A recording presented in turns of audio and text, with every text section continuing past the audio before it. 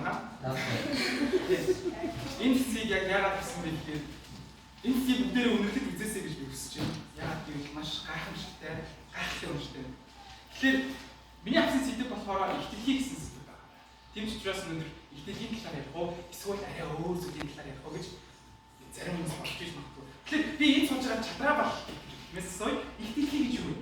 Ээж гэрээс. Гэрээс.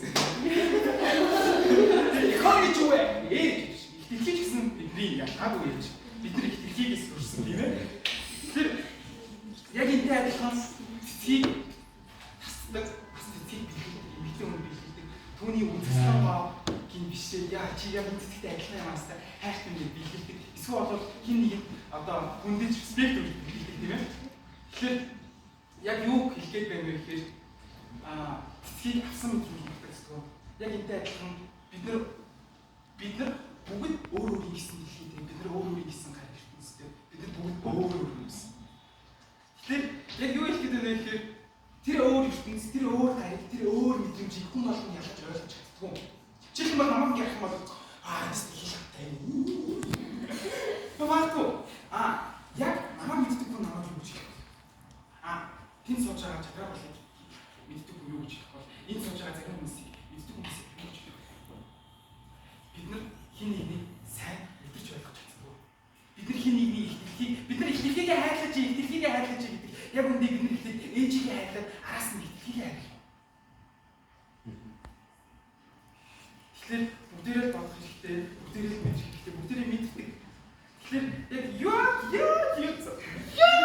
бүтээ бооцоо. Сэний бооцоо гэдэг нь шүү дээ.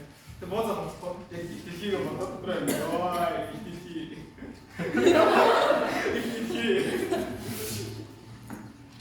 За тэгэхээр ертөнц гариг гэдэг аюул олон юмшчлаа. Тэгээд сэтгэл судлаач мэрэгчлэр судлах хамгийн түрүүнд усны ялгаатай байдлыг ойлгох чухал юм шиг санагдсан. Тэр хүн нааш эсвэл арьсан юм үгүй үнэхээр зөвхөн тийм зүгний төлөө хаал байгаад хичээсэн. Тийм учраас одоо хүмүүс яагаад сэтгэл судлаач мэрэгчлэр судалсан юм бэ гэж асуудаг.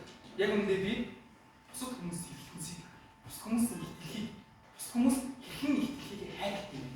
Бусад хүмүүс хэрхэн ээжигээ хайрлах юм бэ? Бусад хүмүүс хэрхэн энийг мэдэж ойлгох юм бэ? Гэдгийг мэдж сурах гэж хүсэж тэмүүлж байна. Тийм учраас яг миний ярьсан ярианд анхаарлаа хандуулаад чин сэтгэлээсээ сонсон. Баярлалаа. Зарим хэсэг нь хөвчтэй, зарим хэсэг нь хүмүүн, зарим хэсэг нь хүнд байсан байж болно. Тийм учраас